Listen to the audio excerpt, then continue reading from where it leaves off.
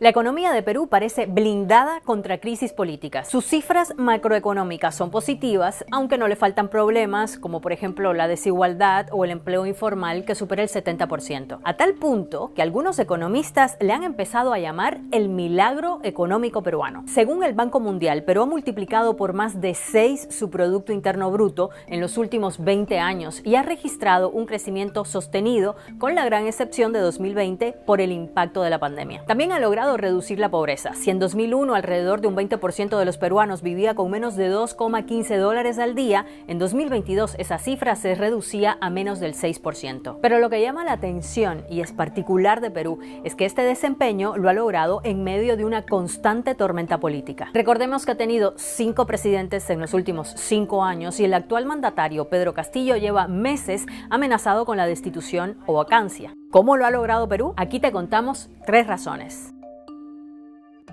La primera es la independencia y autonomía del Banco Central de Reserva del Perú. La Constitución de 1993, vigente hasta hoy en Perú con muchas modificaciones, fue impulsada por el expresidente Alberto Fujimori. Según sus críticos, sirvió para legitimar a un régimen autoritario, pero al mismo tiempo el texto otorgó independencia al Banco Central en uno de sus artículos. En opinión de algunos expertos, como la investigadora del Centro de Estudios Peruanos, Carolina Trivelli, esto ha permitido tener una gestión técnica y profesional independiente. Y esa palabra, independiente, es fundamental para un banco central, pues evita las presiones políticas que puedan obligar a sus funcionarios a tomar medidas de corto plazo o respondiendo a presiones de grupos determinados. El directorio del Banco Central de Perú cuenta con 7 miembros que son elegidos por el gobierno y el Congreso. Esas designaciones han generado más de una polémica y rivalidades políticas en Perú, pero una vez han sido designados, los funcionarios pueden actuar de manera independiente. En Perú, la Constitución establece que es el Banco Central el que debe buscar una estabilidad de precios en el país,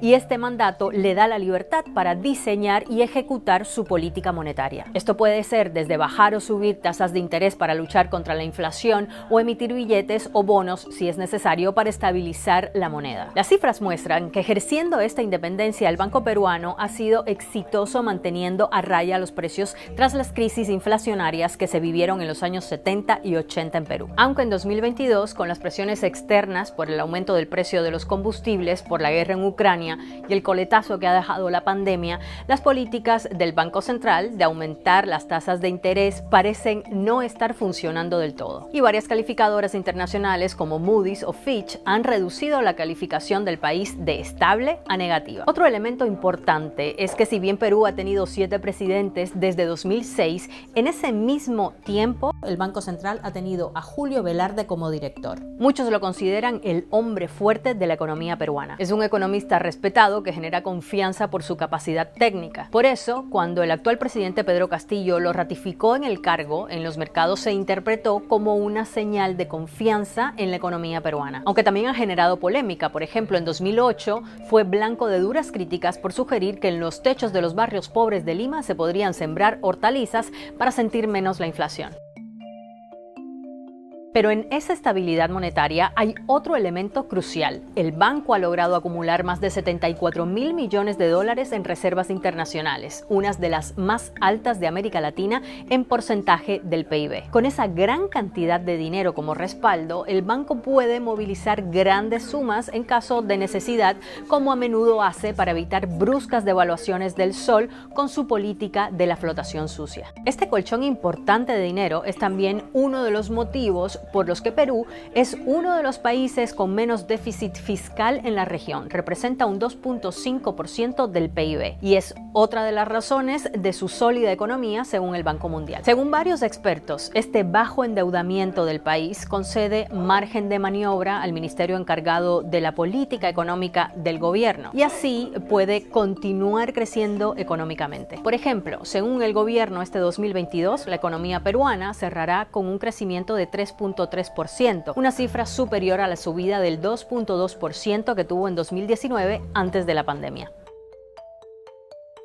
Otro elemento que hace a la economía peruana resistente a las crisis políticas es que el modelo económico está blindado en la Constitución. La misma Constitución del 93, de la que hablábamos al principio, impide en su artículo 62 que los contratos firmados puedan ser modificados por leyes posteriores. Y esto da mucha seguridad a compañías que quieren invertir y que buscan seguridad, porque así tienen la garantía de que las condiciones de sus operaciones no se verán alteradas, sea cual sea el contexto político. Dicen que aunque por una parte esto ha permitido al país captar inversión, por otra le ha quitado al Estado poder de negociación en contratos clave, por ejemplo, en el trato con las multinacionales en las exportaciones de las materias primas. Pero a pesar de estas cifras macroeconómicas exitosas, no se puede decir que se han resuelto los grandes desafíos económicos del país. Hay muchos que dicen que estos números no se han repartido con justicia y que el Estado tiene una deuda pendiente para mejorar servicios vitales para los peruanos, como la educación, la salud o el abastecimiento de agua. ¿Te interesan los temas de la economía peruana? Bueno, si es así, te recomiendo que busques también en nuestro canal otro video que hicimos explicando qué es la flotación sucia, qué es la política monetaria muy particular que aplica Perú.